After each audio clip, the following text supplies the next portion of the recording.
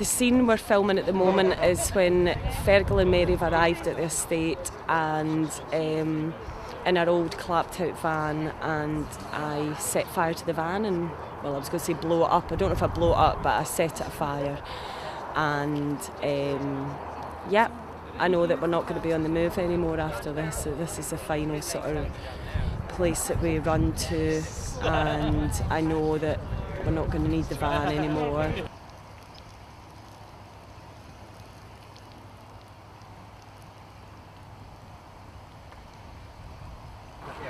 Outcast is, well, it starts off as like a really straight film, and you feel like you know where it's going to go, and it's a story about a boy and his mum and stuff, and then it all kind of turns and twists, and suddenly you've gone from being in a kind of like watching a straight film into sort of dark fairy tale horror.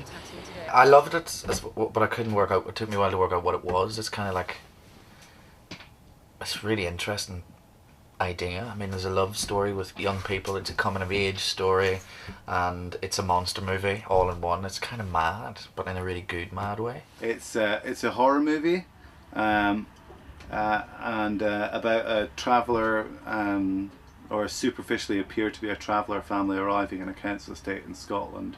A love affair between the boy from that family and a half Romany Romanian girl who's grown up on the estate, and it's a sort of a beastie whodunit film as well.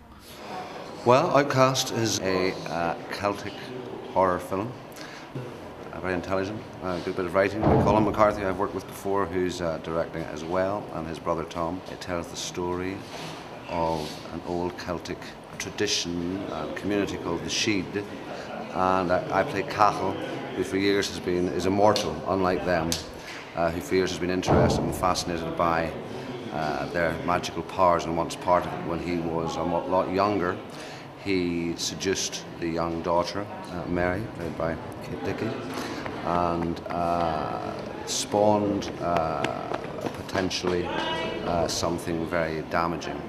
Cathal wants to get these powers, and so to do that he has to go back in to infiltrate the family, but with a very dark mission at his behest. Well, myself and my brother Tom, who co-wrote the film, our dad is a storyteller, you know, and he collected folk tales from around Ireland, so we grew up hearing all about the She and the Fianna and the Tuatha Danann and all the different aspects of Irish mythology. When we came to do the film, we liked the notion that all the old legends, what would it be like if they really existed, and that now we're living in the time of reason, but there were just a few people there really in the shadows. So the idea of real magic in the world, the idea that in dark doorways there's someone who actually knows what they're doing, and that behind every 25 people that's pretending to be, you know, some kind of new age healer or a Satanist or whatever, there was one person that really had a tiny bit of magic. I did a short film with Colm McCarthy in 2002, which won a few awards over the place, and we had such a good working relationship that we started developing a feature film, and we've been developing it for 5 years. And then we got involved with Eddie in Macar, and we had brought some funding from the Irish Film Board, and Eddie was successful in bringing some money from Scottish Screen, and between the two of us then we came up with the rest of the funding for the film. We're shooting for 5 weeks, 3 weeks in Scotland, 2 weeks in Ireland. The story is primarily set in Scotland, although we do have some Irish elements. There's travellers' campsites and things like that. But because both countries, in a sense, have aspects of a shared Celtic past, we feel that it works really well, because the myth of the beast and all of those things, which I'm not going to tell you too much in too much detail, all those emerge from the two countries. Yeah, we've got a phenomenal cast. I mean, we've got some great established actors. We've got James Nesbitt, who I've worked with before on Murphy's Law, Kate Dickie, who I'd admired greatly from Red Road, James Cosmo, who's, you know, a major character actor in the movies for a number of years.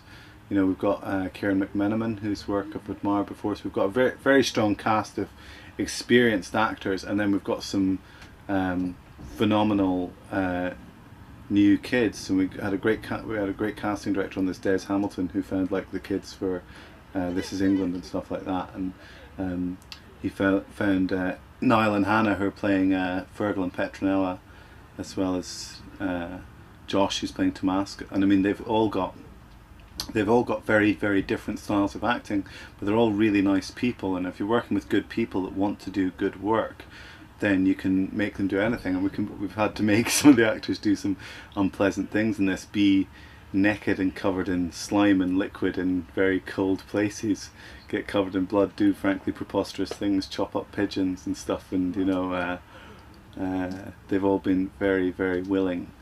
And if actors are willing to go interesting places, then you can do interesting work with them. My name's James Cosmo. I play Laird, or the Laird, maybe, I don't know. He's a character that the two principals meet when they come to Scotland, who is a sort of go-between between the spirit world, maybe, and reality, and allows them to search on his territory. He allows them to have this mission on his land, although he's not particularly happy about it. He resents the intrusion, the problems, and also that if they behave in a sort of wild sort of manner, then it's going to bring them to notice, or bring their society to notice. So he's nervous about that. I feel an enigmatic character. You don't really know who he is or what he is, whether he's real, not real. Interesting piece to play. My character Mary is quite a very layered character. She appears very stern and cold and sort of tough, but she's like this just because she knows she's going to lose Fergal. She knows that this is the sort of beginning of the end. When they arrive in Edinburgh, she knows that now he's 16, that there's not really much she can do to stop the chain of events that's going to happen. But she does her best and she tries to protect him as much as she can. My name's Niall. I'm playing the character Fergal. He's a 16-year-old Irish boy. He's been travelling around quite a bit with his mum, Mary, played by Dickie. And they're not a kind of normal kind of mother and son kind of relationship. His mum is of a kind of magical race, and Fergal's been brought up and kind of taught not to mingle with normal people, ordinary people, and not to have a girlfriend himself, because there's rules to do with these magical race. And they finally move to Edinburgh, and they get a council house, and Fergal meets up with this girl, Petronella, who lives just next door to him, and throughout the film it kind of develops a bit of a kind of love story. And you know, he's thinking whether he should, you know, listen to his mother or listen to you know, Petronella, whether he should start going out with this girl or should he completely avoid her. But you know, being a 16-year-old boy, he can't help the fact just to kind of, you know, kind of go for the woman. Like Petronella, she's quite a hard-nosed individual. She's only 16, lived in a council estate pretty much her whole life. She's background, her mother's Romanian, moved over here with her and her younger brother Toma, who's mentally disabled. But I think she's had to feel like she's grown up quite fast. She looks after her brother and stuff, and I think she always has to act hard and act tough. And I think Fergal is the release for her, that's like, I can be myself with him and I don't have to pretend to be something I'm not and pretend to be tough all the time. I think that's why she likes him. And I also think she's never felt like she's fitted in, because she's like of an ethnic origin and all that kind of stuff, and I think she's had a lot of racism and a lot of abuse, and especially from the kids around the council estate, you know, doesn't really have any close friends. And Fergal comes in, he's a kind of oddball as well, so she kind of likes that. It's nice for her. I play Liam, who basically is sent on this journey with Cahill. He's kind of responsible for what happens in his own way. He's one of the she people, so he's an interesting, half human, half weird kind of a guy, who's probably on a journey he'd prefer not to be, but there's kind of no choice. So he's here watching Kath and watching him destroy everything, really, and it's all kind of out of his control. Well, the rest of the cast, these young newcomers, God damn them, all their lives ahead of them, their careers ahead of them. I'm passing them on their way up, and I'm passing them on my way down. Kids, it's all, for me, it's about the youngsters are going to make the film, because they're really amazing. I mean, Hannah and Niall and all of them, they're just like, wow, they're really just so well cast. I feel so lucky, like, because this is my first ever thing, my first ever real professional TV film thing, and I was like, oh my god, everyone's going to hate me, everyone's going to be like, why do you not know what you're doing, why do you not know where you're going, do you not know this, do you not know that? But it's been amazing. Well, Outcast is actually the first professional kind of feature film I've done. I've done short films in the past, but I was delighted to be casted as Fergal and to be casted in the film. And I kind of had high expectations, when I came here, and every expectation I've had has been met. I've been looked after pretty well, and then all day on set and on base and shooting, it's just been fantastic. All the crew, all the cast, particularly like the young cast. I mean, Hannah herself, and then there's two lads, Josh and Danny, and Andrew. There's plenty of people. There's extras as well, and everyone kind of just gets on. We're just about to shoot the first scene with the Beast. Super, super exciting. Ian Whyte's getting glooped up. He's got his contacts in, teeth are on.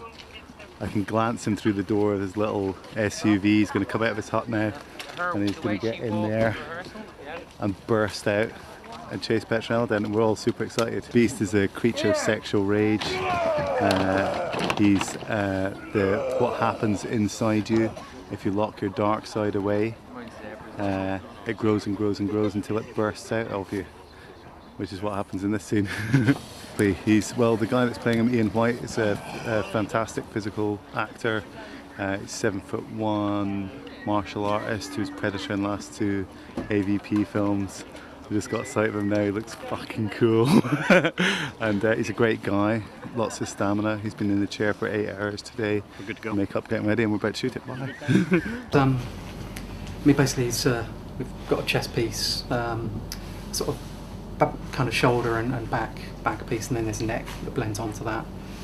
The face is in 2 pieces, so there's a face and a separate chin, and then ears as well. And then the hands are sort of finger cups with pieces that blend over those, and then an extra piece on the back of the hand.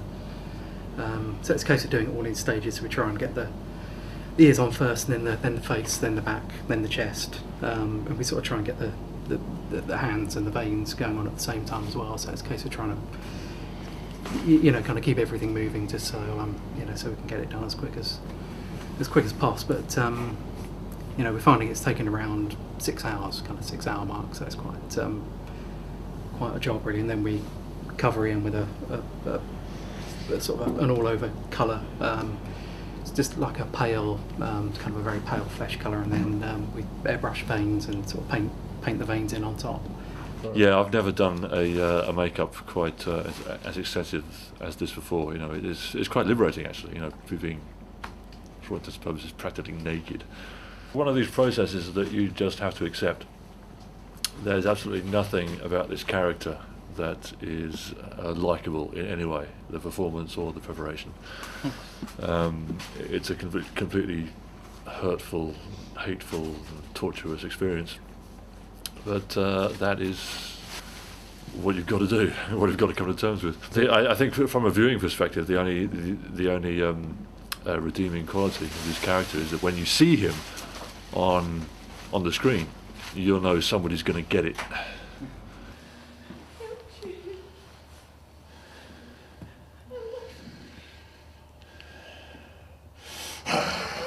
I know about this film for quite a long time. Colm McCarthy directed me in Murphy's Law to the last 2 series, the 2 best series, I think. And it's a film that he's been interested in making for a long time, and I love working with him. And so they managed to raise the money from all sorts of places, and here we are shooting it. I started writing it about 5 years ago, and I've been directing a lot of stuff in the meantime, so we kind of not. It's not like we've been writing it for 5 years.